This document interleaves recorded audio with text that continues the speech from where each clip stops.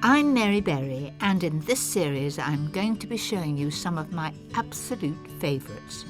Not too difficult to make, not too many ingredients, and the sort of recipes that the family are going to say, ooh and ah, and please can we have them again. These favourites have been inspired by the places I love. The countryside, by the sea, markets and gardens. And of course, my home. I'll be sharing with you some brand new ideas and some recipes that I never ever tire of. Tonight... Is that a bit sharp at the moment? No, I think it's lovely. It's my favourites from the local farmers market.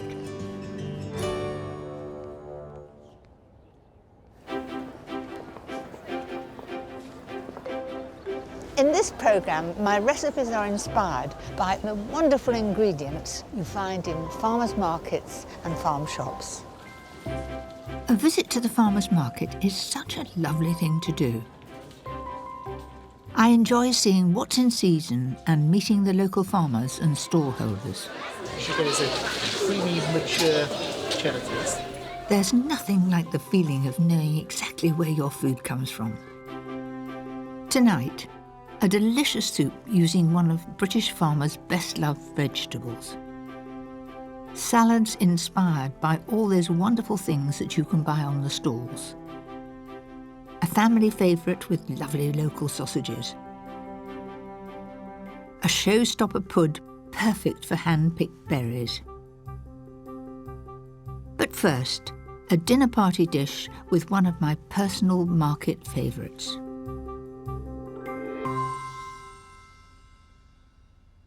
I love asparagus. It makes this dish very special. I remember my father used to grow these with tremendous care. I've tried to grow it, and as soon as you get weed in it, you're in trouble. I've never been successful, so therefore I go and buy it from a farm shop nearby. Start by seasoning 6 chicken breasts and seal them in a hot pan with 25 grams of melted butter and a tablespoonful of oil. All I'm doing with these chicken breasts is getting them golden brown on each side, but in no way are they done in the middle. That's exactly what I'm looking for.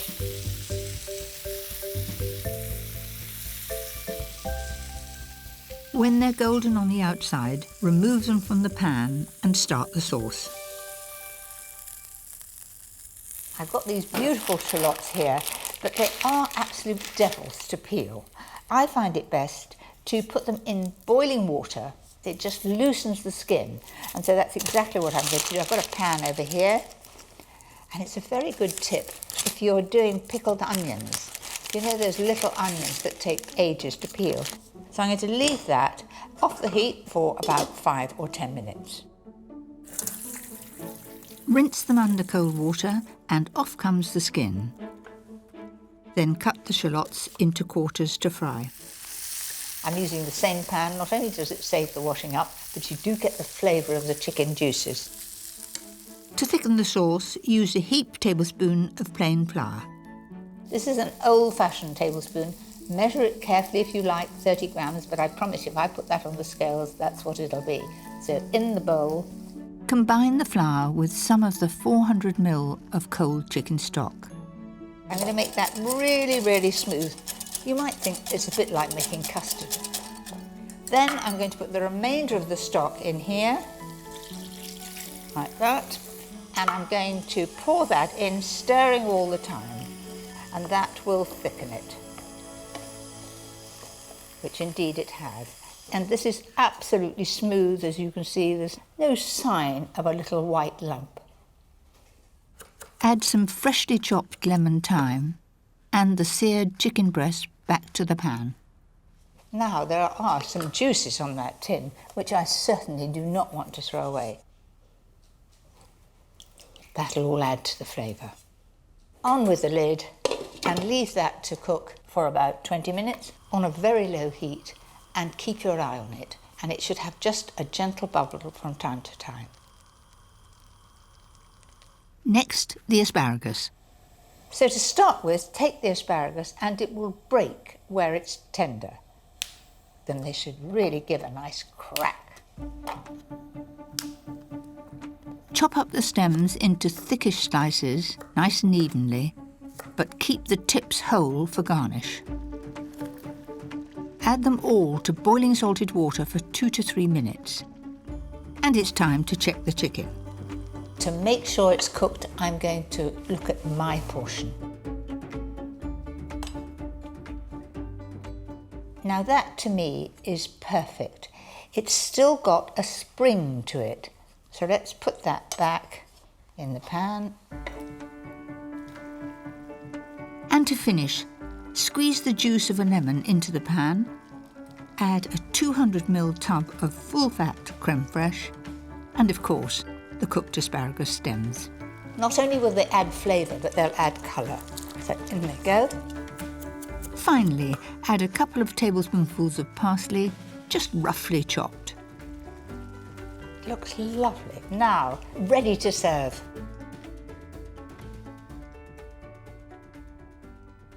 There are those that like a lot of sauce, and I'm married to a gravy man, so all my recipes have quite a lot of sauce.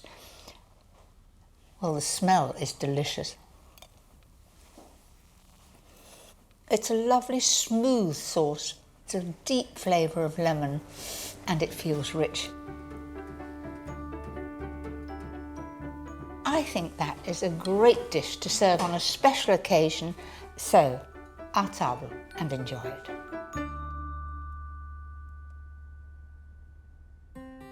Seeing the first crop of asparagus each year is always exciting. So here is another of my favourite recipes to make the most of the season. It is so simple, and there's only 3 veggie ingredients. That's onion, potatoes and asparagus.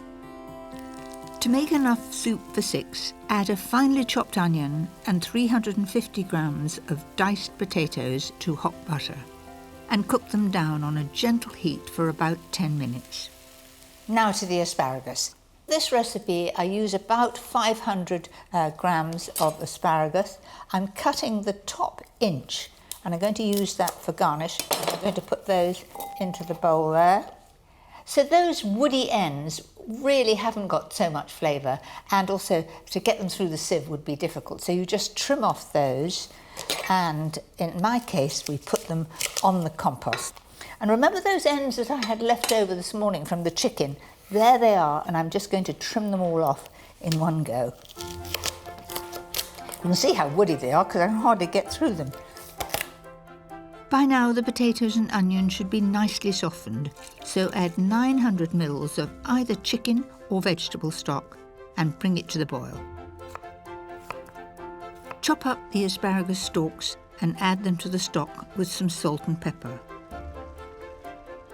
And leave to simmer for a further 10 minutes. Now you can put this in a processor, or you can use a hand blender.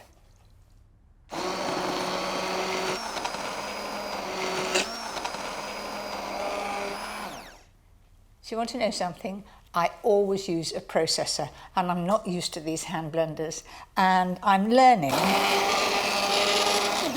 that you don't lift it out with hot liquid because it goes all over you. So into the liquid and then switch on.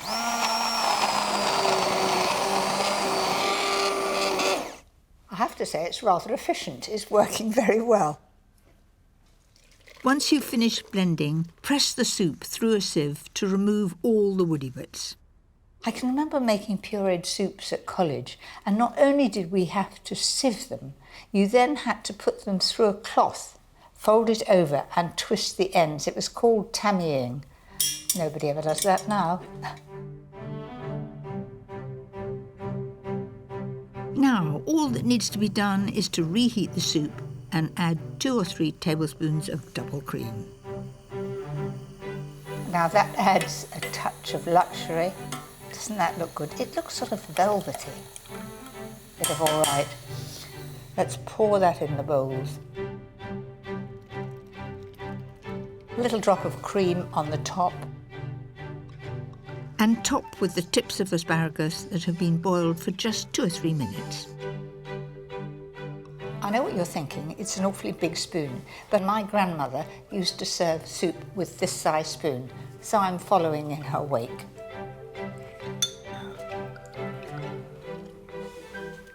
You know something? That really is delicious. It is so smooth and velvety, and there's no doubt what the flavouring is. I might eat the rest of that bowl in a minute.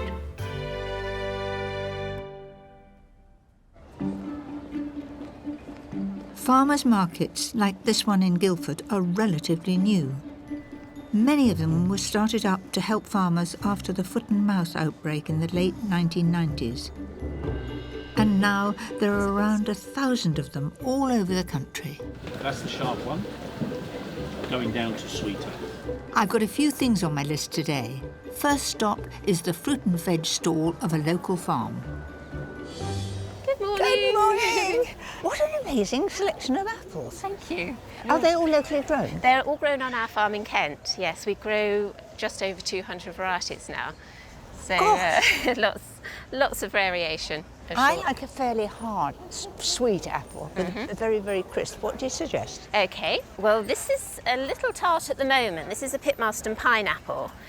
So in the warm atmosphere you get that lovely scent of pineapples. Really? It's quite an old variety from the 1700s. When it gets a little riper you might get a bit more sweetness. Is that a bit sharp at the moment? No, I think it's lovely. Of course, it's not just fruit and vegetable farmers here. All sorts of people get the chance to meet their customers and showcase their goods, from local cheeses Feral cheese feast ahead. Yeah, thank you very much. to freshly caught fish I had sea bream yesterday. All I done was absolutely. and some beautiful artisan breads. Which are the most popular ones? Well, the most popular are the spelts, wholemeal, Sussex kibble. What's Sussex kibble? Sussex kibble, this is a recipe that I found in a village called Storrington in Sussex, and this is kibbled wheat. It's literally just cracked wheat. Cracked wheat, but cut up very small. Yes. I'd also like some sourdough. What about that one there? See if is it nice and brown underneath? Oh, you want to see the bottom? I like that, don't you? yes, I do. Very good. What I find so exciting nowadays is the amount of speciality goods that you can find in these markets. Hello. Oh, good morning, madam. How are you? Bit cold. Can I help you? And I've got some salads planned that will make good use of some of them. Do you have black olives I have in black. oil? Now, how should I keep those when I get home? I don't put them in the refrigerator. It's the worst place you can put them. Best place I always tell people, buy the cooker, buy a bottle of red wine. There's nothing like bringing a selection home, and I think I've got everything I need for my next recipe. So the first of my 6 market salads is celeriac remoulade, and that's celeriac in a lovely creamy strong dressing. Start with the celeriac. I really need to be taller, don't I? Cut off all the knobbly bits and it's ready to shred. I'm going to use a slicer, and this is quite inexpensive. I think they're under £10. But to go back when I was at college, this was part of our equipment. You had a set of knives and you had a slicer like this. So this is, I hate to say, it's 60 years old. And you could do the celeriac on there, but there's no guard and you could so easily cut yourself. I'll just keep that to admire and keep it as part of my history.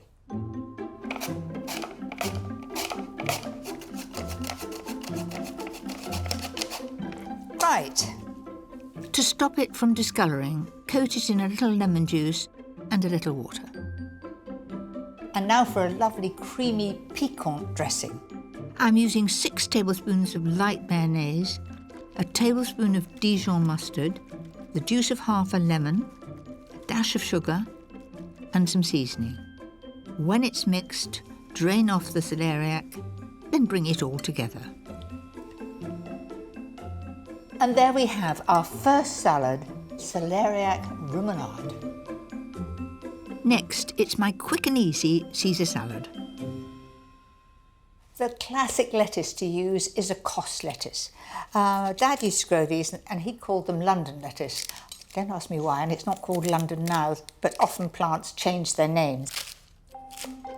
My version of this salad is really just a matter of chopping the beautifully crisp lettuce and making a simple dressing. And for me, that is what makes the salad. So in the bowl, I'm going to put 6 tablespoonfuls of mayonnaise. Now, a tip about doing this, you see how I put those blobs like that? If you actually put the blobs so you can count them, because at home, the dog can want to be let out, the phone can ring, and you can never remember how many spoons you put in. So I know I've put 2 in, 3, 4.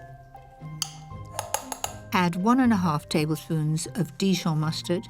I'm then going to have a dash of Worcester sauce. That just gives it a little pep up. Then season. Now add some grated parmesan. 1, 2. And crushed garlic. If the mixture is a bit thick, just add a little water to thin it out. So that's looking good. I'll just toss it, make sure that it's really well coated. And finish with shaved parmesan and some crispy golden crouton. I've made my cedar salad without any meat added. You could add chicken, you could add avocado, just whatever you like. Another idea to make the most of those market veg is to spruce up some marinated artichokes and red peppers with fresh basil and a little balsamic vinegar. Very, very colourful. And it's rather nice with the flecks of green. And to use those olives, how about my version of a Greek salad? Just add them to some crumbled feta cheese and sun-dried tomatoes, and finish with olive oil and a little salt and pepper. That's it. A lovely mixture. Then I've got some carrot. Now, carrot, coarsely grated, is delicious, but I like to add some lemon juice and some poppy seed, and that's exactly what I've done there. All very simple, a little bit of pepper and salt, and it's as cheap, very effective. Lastly, a tasty bean salad. Drain a tin of mixed beans, add some finely chopped spring onions, sliced celery and diced tomato. And for the dressing, I put some fresh tarragon in there with some oil, mustard, pepper, salt and a dash of sugar. So in that goes to dress it. Give it a good stir and there you have it. So that is my market salad. And I think that looks very tempting if you just want a light lunch and a little bit of everything.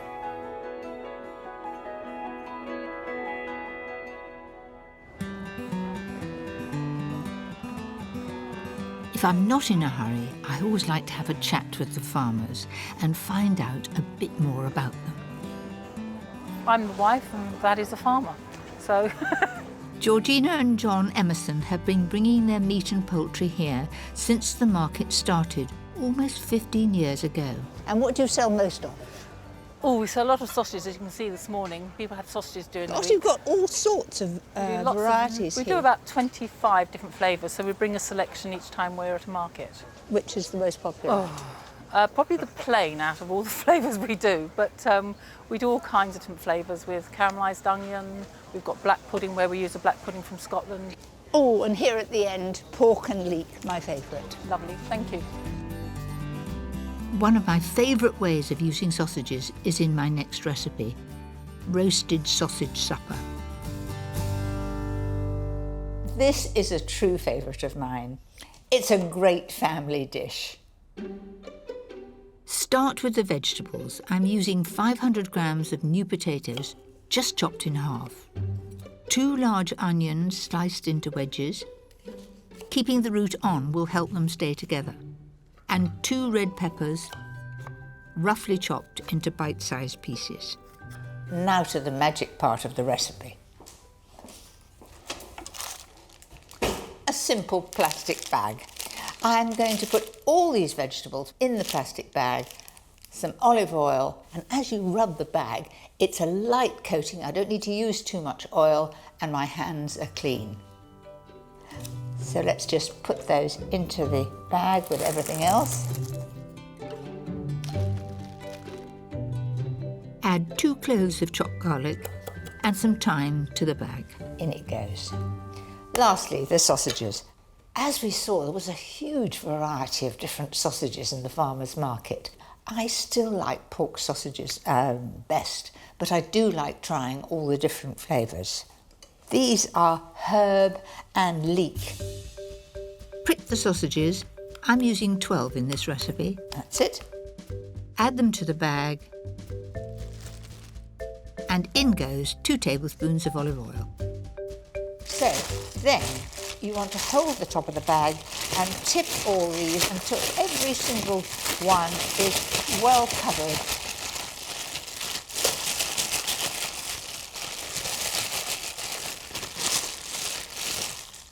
I think that's a good job done. You'll need your biggest roasting tin for this. Just tip everything in. You want one even layer with the sausages on top so they cook through. Right, that's all ready for the oven, and I'm going to cook that at 200 degrees fan for about 35 or 40 minutes.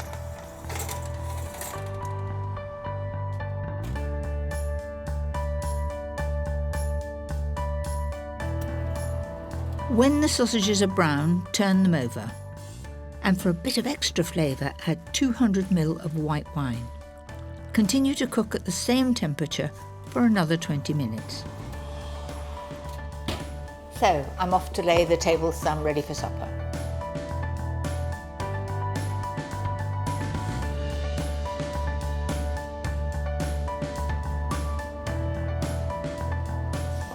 Well, it's had its time. Let's have a look.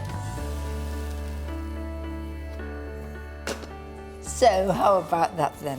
Doesn't that look inviting? You want to have everybody absolutely ready to come and help themselves, and you can really see why this is one of my favourites.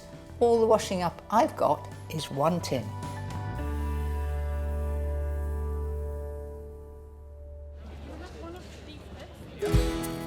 Of course, the market is full of ideas for sweet things too. And I always keep my eyes peeled for the ingredients for one of my favourite tried and tested puds. Do you know, I get more letters, emails and questions about how to get success with a meringue than anything else.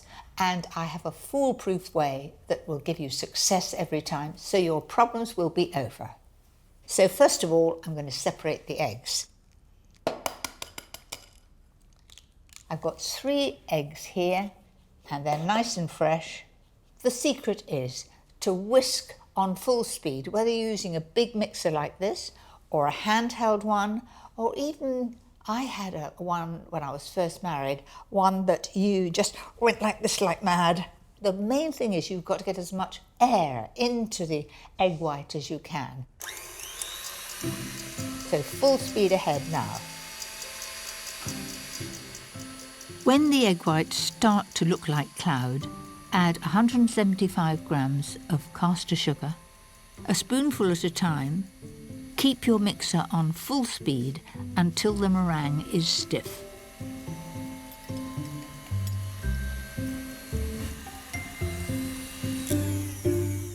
That looks about right to me. Let me just show you. It really looks as stiff as can be.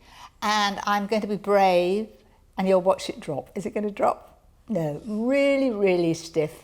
Now, as it's a pavlova, I want to make it nice and marshmallowy in the middle, and to do that, you add corn flour and vinegar. So mix a level teaspoon of corn flour and a teaspoon of white wine vinegar together, and then fold it into the meringue. Take a baking sheet topped with baking paper with a 20-centimetre circle marked out, and spread the pavlova mix on it. I'm being very careful to keep it within that pencil circle because that is the shape that I want. So squash that down and push it all out to the edges. And if you have children or grandchildren who enjoy cooking, let them do something like this, perhaps for Sunday tea. So I'm quite happy with that. It looks nice and informal. There are little peaks sticking up, and I've got a really nice cavity in there to put lots of cream and fruit.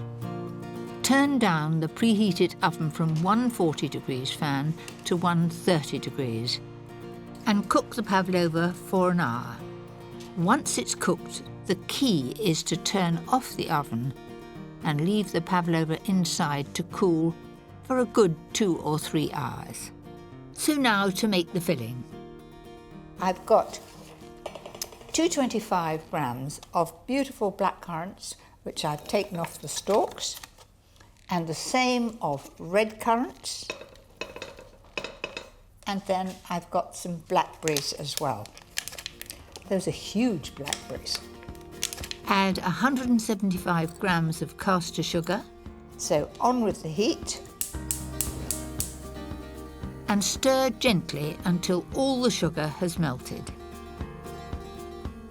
Then turn off the heat and add the 175 grams of blueberries. And leave it to cool completely before adding the raspberries. And then to make it really special, a little bit of cassis, about 2 or 3 tablespoons. 1, 2, oh definitely 3.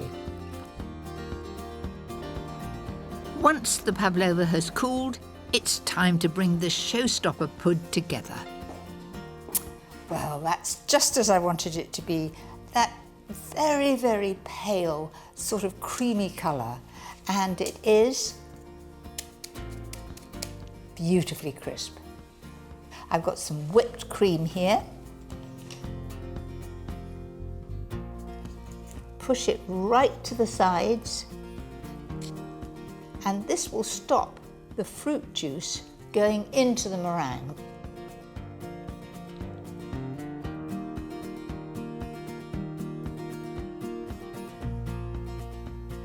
That looks pretty good, doesn't it? Do you know, I've been making this for years and I still get excited. It really is magical, and it is the most perfect thing to serve at any celebration.